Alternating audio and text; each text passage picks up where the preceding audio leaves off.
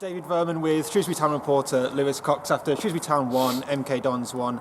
Lewis, how quickly a mood can change? How quickly it has changed since Liverpool here. Maybe the FA Cup was masking that frustration a bit, but it's Shrewsbury are without a win since late December now. They're as close to the relegation zone as they are to sixth place playoffs.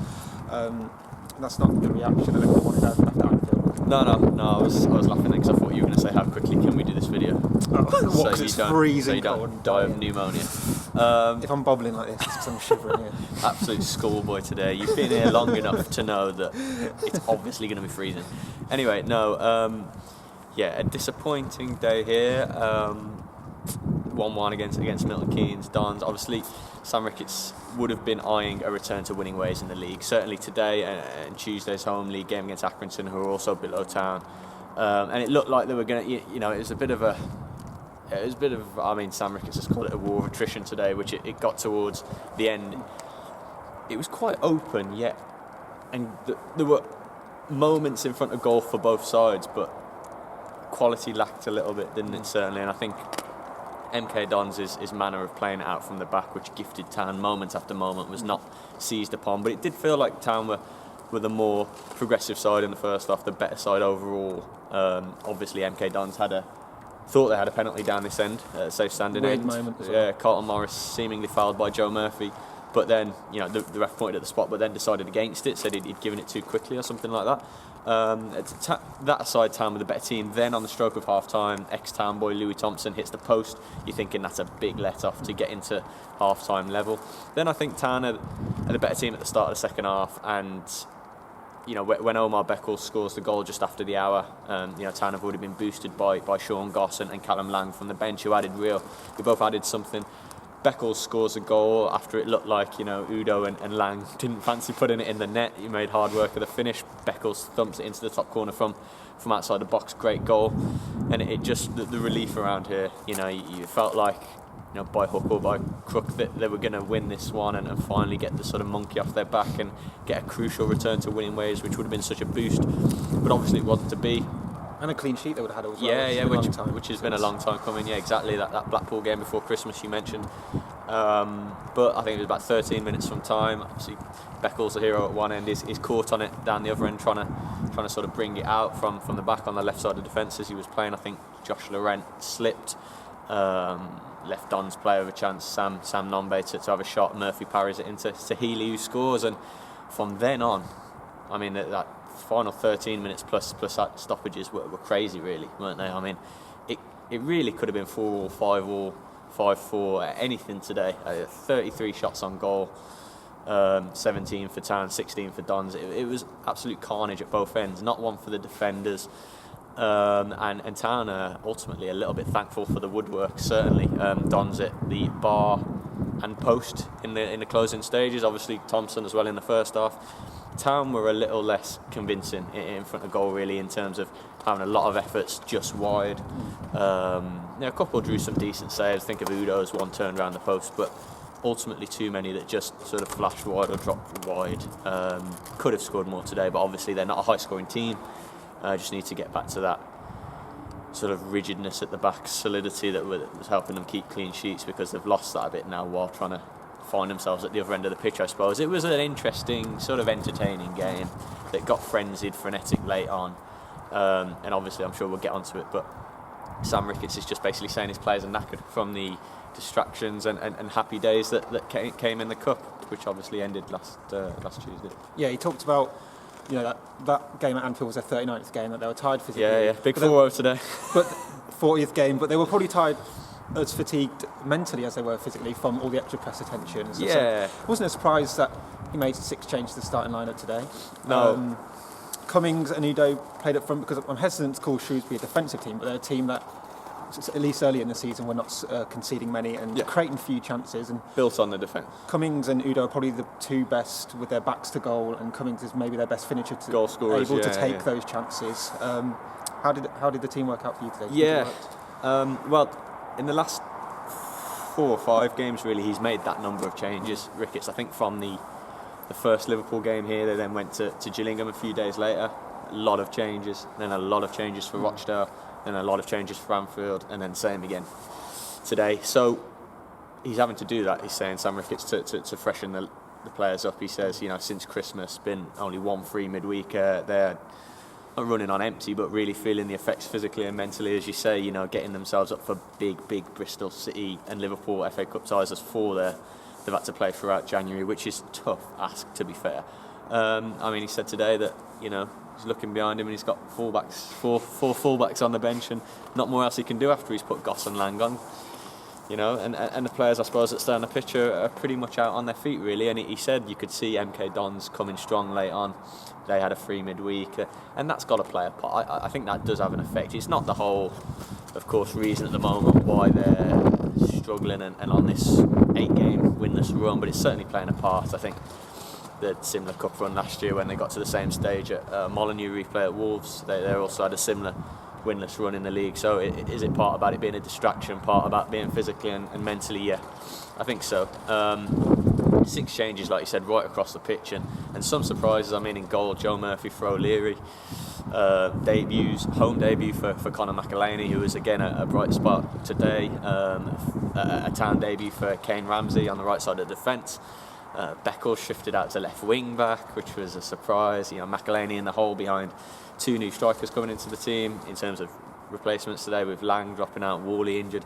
Changes all over the place. Maybe that's stunting a bit of rhythm and continuity, but then the manager's saying the players can't keep playing all of these. Obviously important injuries to key players at the moment. Norburn and Worley out, obviously Josh Vella not fit since his arrival, so they're missing a couple. But yeah, you could see Dons came strong late on, and Ricketts is saying that's why, and ultimately I think the visitors were the ones disappointed. Not obviously Shrewsbury wanted to win it and could have with the chances they had, but let's be fair, Dons will be feeling the more hard done to, really, given the penalty thing, and then woodwork 3 times. It's unfortunate. Do you think it was a penalty for you? Yeah, I think views differ on this possibly, but I don't know how good a view I got on it. I just saw Carlton Morris seemingly get clattered and go flying. And he definitely got clattered. Just whether the keeper got a touch before he poked it away. Yeah, I think the Dons media team, probably biased, but thought it was a definite penalty. Apparently, referee Peter Wright, we saw him point at the spot. He gave it, but then he said to Russell Martin, the Dons manager, that he gave it too quickly and he didn't give himself sort of thinking time. So it wasn't the assistant referee that cancelled it out and told him to change his mind. It was actually himself, which is an interesting one because refs don't usually change their mind, do they, on decisions like that. So certainly had an effect. Obviously, if Town would have fell behind early on, it would have got a little concerning and tricky here. Obviously, there was a smattering of boos at half time, and they got a bit louder at full time, understandably, because Town want to see their side getting back to winning ways. They don't want the season to drift. They've stayed 16th for a good while now, Town, and obviously that gap just to the playoffs, which a month or so ago were a realistic target, sort of slipped away now. No concerns about the bottom 3. I think the gap is the same, isn't it? 13 points to the playoffs, 13 points to the bottom 3. Just feels like sort of drifting off into a bit of no man's land, but they've got to rally and obviously need to end this winless run. Whichever sort of formation or personnel they put out here to Accrington on Tuesday, it's a big game just to get some more life into the supporters. Well, Ricketts changed to a back 4 part way through second half. Yeah. Brought Lang on, who is probably better than Cummings at running in behind defences. Yeah. Do you think it worked for them? And do you think that's how they should be playing going forward? They've got the fullbacks to play, even though Beckles and Williams were the fullbacks today. Wasn't that the system? Finished with a back 4 with 4 centre halves. Yeah, it's interesting. Even the back 3 or the back 5, as you could call it, with wing backs today was 4 centre halves, and then Kane Ramsey, the new boy, is very much a right back. So it is still, the formation is with an eye on being solid and built on the defence. But I liked the one McElhaney behind the 2 strikers. I think Lang was unlucky to miss out today. I really, really rate him. Great option to bring on. Although I did think Daniel Udo was excellent. Cummings probably a little quiet. So good options to have in forward positions now, and they're creating more openings. And probably scoring more than they were early in the season, but it's a bit role reversal. They're struggling more at the back. They went to the back back four, like you said. It was a bit of a 4-3-3, wasn't it? Goss had an impact when he came on. I thought he put himself about and he used the ball well. Lang certainly plays a part, and I think the Beckles goal came within seconds of Lang's introduction, and he was obviously active in the goal with Udo. I thought Udo was excellent, like he was at Anfield actually. He's having a good little purple patch and deserves to stay in the team. He's absolutely tireless, and I think Lang will come in for him. Cummings probably will miss out, I'd say, after that for Tuesday. And you want to see McElhaney play. I think he brings something a bit. The first time you saw him today, I think you'd say, you know, like a lot of fans seeing him for the first time, he brings something a bit different. He can sort of a moment of magic or something, especially while Worley's out.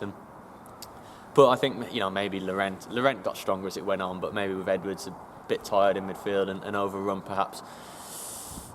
Back four again. We haven't seen it all season. Is it the first time from this season? Sam Ricketts? Certainly.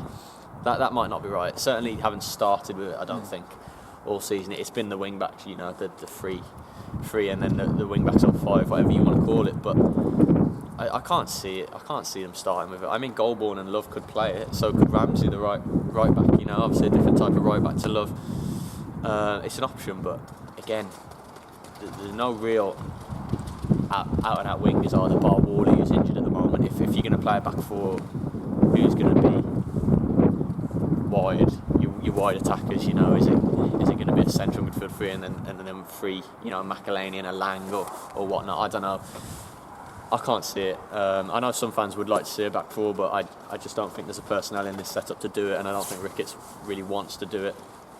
I don't think in the 3-4-3 they're far off, really. I'm going to write it over the weekend in my reaction for Monday's paper. I think they've either forgot or lacking a bit of that winning nous at the moment, that sort of muscle memory to win games, to once they're ahead to think we're actually going to win this, or going into games thinking we're going to win this. When you haven't done it for a while in the league, obviously they did it over Bristol City in the Cup, didn't they, in that replay to set up Liverpool, but haven't done it for such a long time, you know, well over a month now, perhaps. Confidence and obviously the tiredness doesn't help, the mental fatigue. It's all sort of snowballing into the fact that they need to remember that they can score and they can keep clean sheets. They did plenty of times at the start of the season, and that will lead them to seeing out games and getting crucial wins. But you know, they are struggling while coming up against sides fresher than them at the moment, and you know, it's biting them, it's hurting them, it's stunting their season, which is frustrating everyone because there seems to be so much more potential in this team to do more, and that's the ultimate frustration of the fans and I'm sure everyone. But hopefully once they get that first victory, you know, if it's Tuesday against Accrington, just get the win when it flies in off someone's backside or something to get over the line. It might sort of spark a bit of confidence and just belief and know-how that they can again win games, because I think the confidence of getting the first one off the shoulder will help massively. They're out of the cups now. It seems like the playoffs are out of reach. Yeah. What do you think their objective should be for the rest of the season? Get back to winning ways first of all, just so you know, you're not entirely losing the fans. You want the fans to still have something to, you know, obviously. You alienate the fans. Yeah, well, you don't want the fans to be. Obviously, fans are not naive enough to know that they're going to finish in the top six now, barring winning every game or something like that. So just to push towards, you know, I think finishing, if they have a good end to the season now, Town, they'll be able to get 12th, 11th, which I think at the start of the season we all said would be a good effort. We all sort of saying on paper this squad has got potential to do more, which it probably has, but it hasn't happened this season. So if they finish it pretty well, they can still get to that position, which in the context of Shrewsbury in League One is a good effort. It's improvement on last season. Will it feel like a bit of a missed opportunity? Perhaps, sadly, yes. But actually, I think Ricketts has said something there interesting in the reaction that'll be online in the Star in a day or so, that actually when Town were towards mid-table, just on the fringes of the playoffs, he said he thinks that the team were overachieving, that the club were overachieving, which I thought was really interesting. Not sure if it's something the fans will agree with. We'll get some views for that. Well, maybe, but whether he's talking about historical context, which he might be, which is an interesting point in itself, whether he's talking about budgets. Right. You know, where Town are certainly no higher than mid-tables, towards the lower part, I don't know. But he said, yeah, when we beat Coventry in December and went to Blackpool and won the last wins, we were mid-table fringes of the playoffs and probably overachieving. That's a really interesting talking point that'll be debated and mulled over as the days and weeks go on. But I think anything below 16th where they are now, and they're certainly underachieving. I think all the players have said to me over numerous weeks that they're underachieving to be where they are in 16th. So there's certainly a belief that they should be looking towards that mid-table point of 12th. And if they can rally and get a bit of confidence and just give the fans something between now and the end of the season, I think people won't be too negative. As long as there's sort of entertainment factor and a few goals and a bit of going for it, and a bit more seeing the likes of Udo, Lang, McElhaney really busy and giving it as much as they can, and I think the fans won't be too downbeat, but it all rests on getting that first win and getting out of this rut. Shrewsbury Town 1, MK Dons 1. For the post-match reaction, go to shropshirestad.com.